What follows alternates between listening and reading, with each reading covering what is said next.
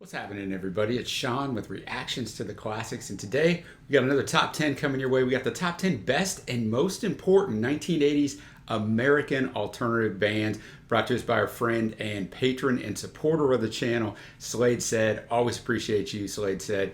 Thank you for everything that you bring. And SlaydeSaid, the actual ranking is obviously difficult, but it does somewhat reflect my personal and very subjective evaluation of the bands. Although while I will say that the top 5 is pretty fixed as to what bands it includes, the order could change anytime. And that's the thing, guys. These top 10 lists, they're very difficult, right? They're very difficult to come up with 10. And then once you do that, where do you order them? It's a painful process. I always appreciate the patrons that go through it. Trey and I know how that is because we put together several ranking lists. And it is not easy. So before we jump into this list, just a little info. The music will not be in the video, but there will be a Vimeo link below if you want to follow along with me. Click on that link. You can hear all the songs. And just before we get into this, a couple thoughts. I am a child of the 80s, right? That was my formative years. I know 80s music real well, but what I know is I know 80s popular music, right? Top 40 music. Those are the radio stations I listened to. That's the music I bought because that's what I was subjected to. So I don't really look back on that music as being all that great as I reflect on it 30 plus years later. But I have found a lot of music over the last few years that I really do like from the 80s. I just have to dig a little bit for it. And I have a feeling that's going to be a lot of what this music is because I really dig this kind of music. I don't know most of these songs. I don't know if I know any of these songs. But just my thoughts on that. Just a reminder, the music won't be in here. Check out the Vimeo link below. Click on that and you can watch along. Start out with number 10. You already see it below. Swinging Party from the album 10 by The Replacements. SlaydeSaid, probably my favorite song from my favorite album by the band. Swinging Party is a long way from the punk rock the Minneapolis band started with. It was, of course, written by Paul Westerberg, produced by Tommy Ramone. Paul had a very interesting quote to the Los Angeles Times about what this song is about. He said, one of the reasons we used to drink so much is that it was scary going up on stage. That's one of the things Swinging Party is all about on the album. How it's a little frightening to put yourself on display all the time. I like the transparency that a lot of bands and artists won't admit to that. And Lorde actually covered this song in 2013. Thanks again, SlaydeSaid. Swinging Party, The Replacements, number 10. What a fantastic songwriter. I've listened to this album only one time. It's kind of the drawback of the channel where you're listening to music constantly. You can't revisit stuff and listen to stuff repeatedly. I remember really liking it. It's probably a year and a half ago. So this song came back to me a little bit. Like I said, I've only heard this song once. I think there's one other song on here that I've heard once on this entire list. But just love the sound of this, right? This is one of those things you're either going to love or you're going to not care for at all. I don't think there's a middle of the road. I mean, the bass work on here is fantastic by Tommy Stinson. And then, of course, Paul on the vocals. He's also on the guitar with Bob Stinson. And then the drums, Chris Marsh. Those drummers, man, they're always underrated, man. They kind of sit there in the back and no one pays any attention to the majority of them. But they are key to everything. I see where a lot of people think this Swinging Party is talking about a hanging, which it probably is. But it's not talking about suicide, right? And a lot of people think this is talking about suicide. I don't think that, and Paul's comments don't allude to that. But bring your own lampshade somewhere there's a party. Here it's never ending. Can't remember when it started. Pass around the lampshade. There'll be plenty enough room in jail. And then the chorus, if being wrong's a crime, I'm serving for forever. If being strong's a kind, I need help. Here with this feather. If being afraid is a crime, we hang side by side at the swinging party. Down the line. I like the way he delivers the chorus, right? He never speeds it up, shouts it out like a lot of songs do once they get to the chorus. It works just perfect for this song. A wonderful choice for number 10, The Replacements. Now we'll move on to number 9. We got Sonic Youth, Silver Rocket from the iconic album Daydream Nation from 1988. SlaydeSaid, Sonic Youth were generally recognized as one of the most important bands in the alternative rock scene in the 1980s, and the band was considered as being one of the most helpful bands to others. Always willing to share ideas, taking smaller upcoming bands on tour, even letting them sleep in their tour bus, etc. Daydream Nation's considered their peak by many. I picked Silver Rocket from this album. I found second single from the album, Rolling Stone ranked at 79 in the 100 greatest guitar songs of all time. It has a main riff which shows the influence of punk rock. About 90 seconds into the song, the guitars are actually detuned and the song becomes a noise rock soundscape before heading into the final verse and chorus. Let's check it out. Silver Rocket by Sonic Youth. Now remember, SlaydeSaid is ranking the bands, not the songs. These are the songs he chooses for them, but it's not song rankings, band rankings. But I do like how we go from Swinging Party to this, two totally different songs, right? Because this is all about speeding everything up, just coming in. Those guitars are fantastic. As far as the lyrics, there's not a lot to them. It's to drive the song. The song is very, very driving, and they do go into that whole guitar soundscape. But one thing I like about this song is most songs that do that, they just trail off through the song, and the song's over as far as vocals. But this comes back at the very end, and Thurston comes back on the vocals. And I just like that touch that we finished out with the vocals. I took away the Spotify bar because the next one is on YouTube only. It's audio only, but you won't have the Spotify bar. We got Green on Red with We Ain't Free from the album The Killer Inside Me from 1987. SlaydeSaid Green on Red was less punk rock and much more country inspired than the Replacements and Sonic Youth. Although coming from Tucson, Arizona, the band was often associated with the Paisley underground scene, which SlaydeSaid was a 1960s influenced rock genre, mostly from Los Angeles, akin to how grunge is associated with Seattle. Since the sound was heavily inspired by the 1960s rock music with some added reverb and updated production values. Green on Red was the countrified version of the Paisley Underground, however. They did not mix the rock with country all the time, as evidenced by the song picked here. I couldn't find any research on this. There is just not much out there. I couldn't even find any lyrics on this, so looking forward to it. We Ain't Free, Green on Red. Definitely a different sound. Took me a second to get used to the vocalist, but I really did enjoy that, right? I love the atmosphere of it. Great guitar work. We Ain't Free. Talking about all the things they're going through in life. You know, hey, we can head on down. A little shout out to Mexico. We can go down there. But we ain't free. We ain't free. Really good stuff. I'm going to have to go search out some Green on Red. Some of their stuff's on Spotify here in the States, but this album is not. But wow, that was one, like I said, I've never even heard of this group, and really, really nice. And speaking of never even heard of this group, which there's several on here I've never heard of, we have number 7, the Feelies, The Boy with the Perpetual Nervousness. That is a great name of a song from the album Crazy Rhythms from 1980. SlaydeSaid the oldest entry here. The Feelies was, or rather is, as they still exist, wow, a band from Hoboken, New Jersey, which at the start of their career was seen as the natural heirs of major cult band Television. But this quote tag only lasted for one album as they swiftly changed style from the second album on. Even on their first album, the tag is a bit far stretched, as the musical style is far from the same as Television's. I have chosen a song from their debut album as considered by many as their best album, even if style-wise, it doesn't represent the work they did afterward, where they went in a more folk rock-oriented style, and have kept to that pretty much ever since. The Boy with the Perpetual Nervousness. This is such a well put together song.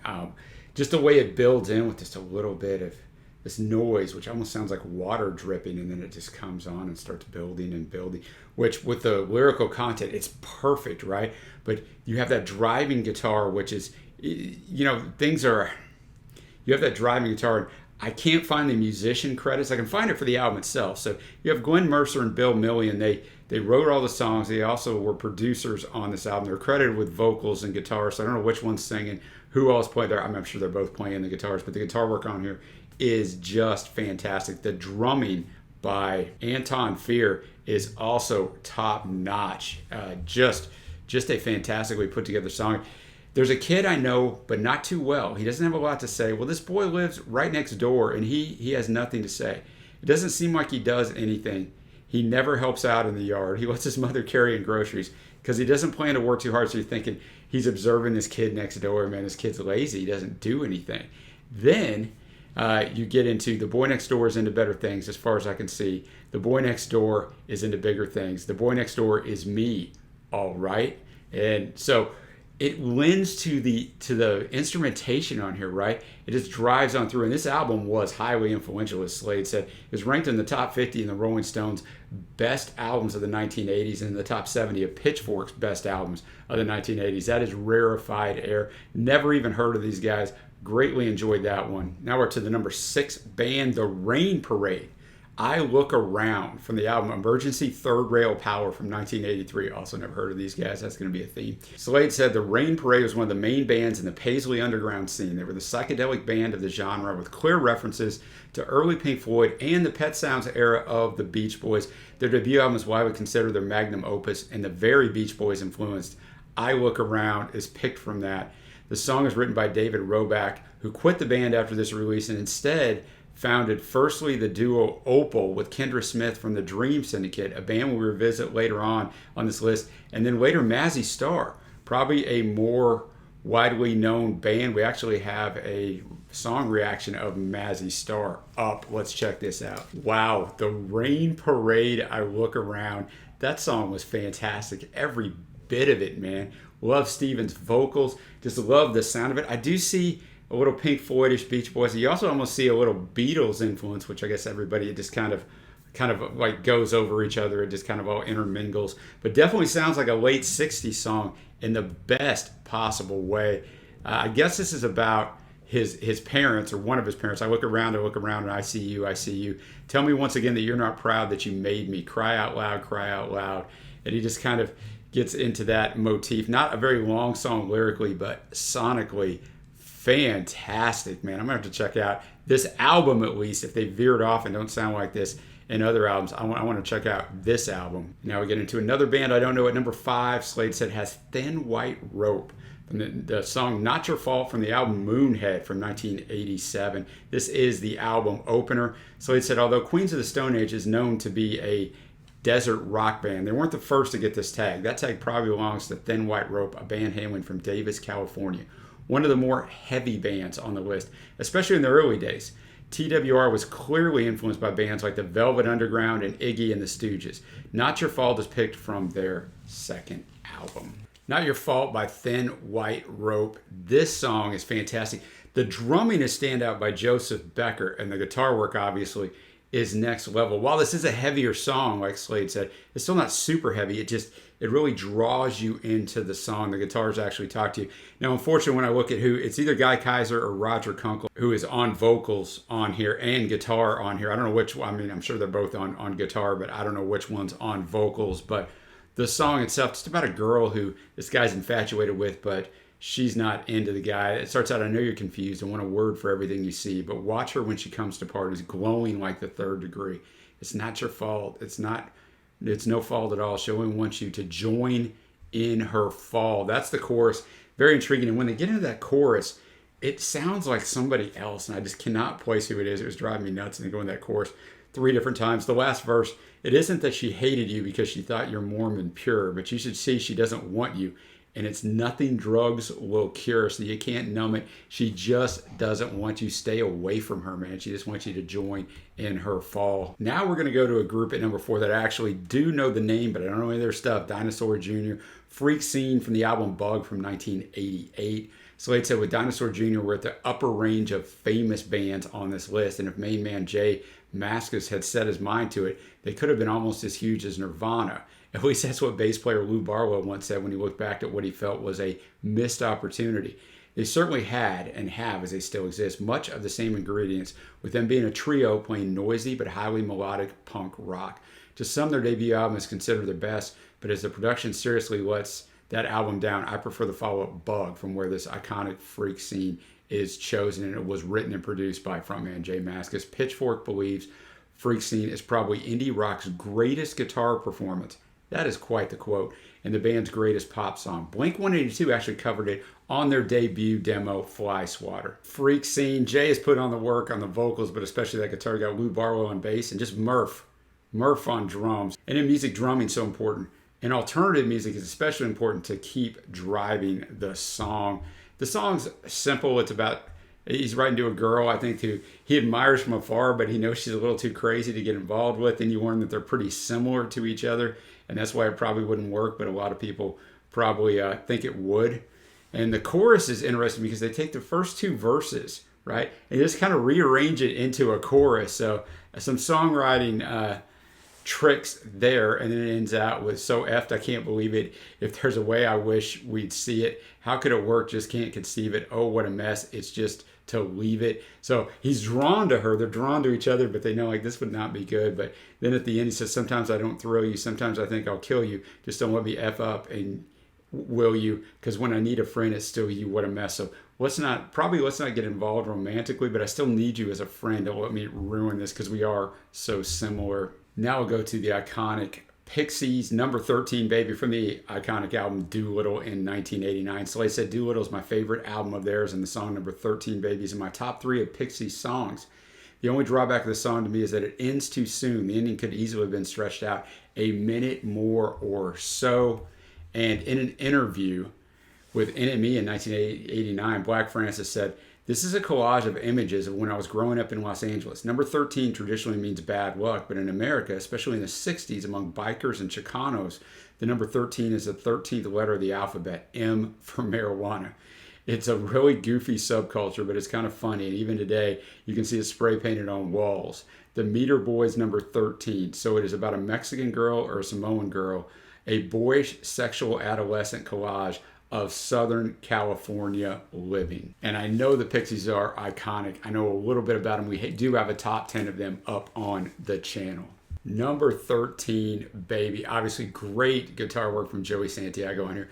Great bass work from Kim Deal, David Lovering on the drums, and of course, Black Francis's vocals and some of his guitar work on here. The song itself is funny, right? It's more about a soundscape. It's funny, the lyrics, because he says, "Got hair in a girl that flows to her bones and a comb in her pocket if the wind get blown. Stripes on her eyes when she walks, but her face fall down when she go, go, go." Then the chorus, "Black tear falling on my lazy queen. Got a tattooed blank. Say number 13." And then he intersperses Spanish words with English words. And the Spanish words essentially translate, as I'm reading here, to "long live the tasty hills," which he's talking about the part of her body that she has tattooed. If you listen to it, you know what I'm talking about. So he basically expresses his desire for this Hispanic girl. Just a funny song in that. In verse 2, "Choir in the yard in the house next door where grandma brought some songs from the shore. 6-foot girl gonna sweat when she dig. Staying close to the fire when they light the pig." So they're barbecuing the pig, got to dig out the fire pit. He's over there watching, admiring this girl. I see what Slade said about the instrumental outro. It could have went on and on. It just seemed like it was nicely building a great soundscape and a nice choice for Pixies. And I don't think I've ever heard this one. And coming in at number 2 on SlaydeSaid's best and most important 1980s alternative bands, we got Hüsker Dü. Song "Makes No Sense at All" from the album Flip Your Wig in 1985. Slade said Hüsker Dü was a punk rock trio from St. Paul, Minnesota. They started as a very aggressive, fast-playing band with no care for melodies, but from the double album Zen Arcade in 1984 onwards, they became very melodic and accessible. In many ways, their career path was similar to Minnesota fellows The Replacements, which came in at number 10 on this, starting as a rebellious punk rock act, turning melodic, getting major label contracts and exposure on national TV without really breaking through before disbanding. For this list, I went with the Bob Mould song, one of the 2 main songwriters in the band, which was the single from the Flip Your Wig album, their last on an independent label before signing to Warner Brothers. I found it was a single, went to number 2 on the UK indie charts. Mould said of the song, "Makes no sense at all, sums up all the aspirations I had as a songwriter at that point in my life. How do I continue mining this somewhat pessimistic outlook on life? How bright is the color of the ribbon that wraps this fabulous wrapping paper around this beautifully dark package? How far can I take this thing?" It's a super simple song, and I play it every night still. It's one of those handful of songs in my catalog that has so far stood the test of time, and I never get tired of playing it. People in the crowd never get tired of singing it back to me. What a cool song. It's effing weird to say that about my own stuff, but there are a few where I say, wow, I like that one. He also described the song as the song the band would play if the band, quote, "knew there would only be 7 minutes left before the missiles fell." I just thought those quotes were fantastic, that is how high acclaim Bob holds this song. We have a little bit of Hüsker Dü up on the channel. Not much. What I did here, I really like, so looking forward to this one. Makes no sense at all. Hüsker Dü coming in at number 2 on this list. Bob's vocals are great. His guitar work's great. The bass work are great. Norton, the drums especially. I'm a broken record, no pun intended, on this top 10, but Grant Hart coming in great here. Very nice songwriting here because it goes chorus, verse, chorus, verse, chorus. And that really gets you into the song because it starts right away just driving you through. The verses, well, I don't know why you want to tell me when I'm right or when I'm wrong. It's the same thing in your mind. The only time I'm right is when I play along. So as long as I agree with you. Verse 2, you concern yourself with evidence. It's evident to me. Where you say you've got the tiger by the tail. Well, I don't see things that way. See these things that way. Hey. And then the chorus is walking around with your head in the clouds. It makes no sense at all. Sell yourself short, but you're walking so tall. It makes no sense at all. You're yelling so loud. Makes no sense at all. Makes no difference at all. Yeah, it makes no difference. So he's telling this person, you don't really know what's going on, man, and you only like people when they agree with you. So the lyrics are nice, but the driving of this song is just fantastic. Now we're up to number 1. We got the Dream Syndicate. We're going to look at the song Boston from the album Out of the Gray from 1986. I've been looking forward to this because obviously I did the research. SlaydeSaid did most of the research on here that he sent me. It was so fantastic. But I did the research on this, and I knew most of the bands in the top 5. I'd never heard of this band, and SlaydeSaid has them at number 1. So he said the Dream Syndicate was arguably the most important band of the Paisley underground scene. Even if the Bangles became the most known band with their jangly pop version of the genre. The Dream Syndicate was clearly influenced by the Rolling Stones, The Who, Iggy, and the Stooges, and especially the Velvet Underground. They released 4 studio albums in the 80s before disbanding, but have since revived in 2017 and released 3 new studio albums. The band leader and songwriter is Steve Wynn on guitars and vocals, who himself had a long solo career between the 2 Dream Syndicate periods. Early Dream Syndicate was highly energetic and frantic. Later it became more controlled and melodic. The song Boston's from their 3rd album is from the latter period. Although there is still plenty of great guitar work from lead guitarist Paul B. Cutler and Steve Wynn himself, I found this song as an homage to Van Morrison. Wynn explained that the song references a time Morrison spent in Boston between the breakup of them and the start of his iconic solo career. Here we go. Number 1 best and most important band of the 1980s American alternative bands. We got the Dream Syndicate. The Dream Syndicate coming in number 1 on SlaydeSaid's list. The song Boston. This one kind of had everything, right? It had great vocals from Steve Wynn, great guitar work from Paul B. Cutler, Mark Walton on the bass, but Dennis Duck on the drums. What a name, right? Fantastic drumming. Basically, just come back to Boston. I need you to come back here. I'll do anything basically that I need to get you back here because things aren't working out the way that they were supposed to. I like kind of the chorus sort of in this, and the winners stand confused. They don't want to be misused, and the losers that came before say, I don't want to be here anymore. I don't know if that's necessarily the chorus, but it's smack dab in the middle of the song, and they change up the vocal delivery a little bit. But this song had everything. That's going to bring me to my final thoughts and favorite tracks. I'll tell you something. Here I am in the 1980s growing up, right? And I'm listening to what everybody else listens to. Michael Jackson, Prince, Madonna, all this stuff. And here's this whole alternative, no pun intended, world that exists over here with all this music that is just fantastic. What I do when I listen to these, I go through the notes and I make a little note next to each song that I think is either going to be an honorable mention or a favorite. Well, there's 10 songs, top 10. I still have 8 songs on this list. I've never had 8 songs left on this list. The thing with this kind of music is, it's interesting, right? You have to have 2 things, and a great vocalist isn't one of them, and a great songwriting isn't one of them. And usually, if you watch this channel a lot, you know I love great vocalists and I love great songwriting. But this type of music, you need a great drummer and great guitar work. The rest of it just kind of falls in line, right? And I really do enjoy that part of it as well. Okay, favorites, I'm going to go with Swingin' Party from The Replacements. I'm going to go We Ain't Free from Green on Red. I'm going to go with The Rain Parade, I Look Around. I'm going to go with the Dream Syndicate, Boston. Honorable mentions, Hüsker Dü, Thin White Rope, the Feelies, and Sonic Youth. So yeah, basically, I like the entire list. I even like the other 2 songs that aren't on here. But, you know, it's weird picking favorite songs because I know SlaydeSaid, remember, this is a band list, and he just picked these songs, but it's still fun to go through and pick the favorite songs. And shout out to SlaydeSaid. He did a fantastic job. He obviously knows his music very, very well. The write-ups were great. The reasoning was great. And let me know your favorite 1980s American alternative bands below. And if you'd like to be a patron, like SlaydeSaid, the patrons keep this thing going. We put up 50, 60 videos a month. Check out the Patreon link below or the link on the end screen that is about to hit. Until next time, guys, I will see you.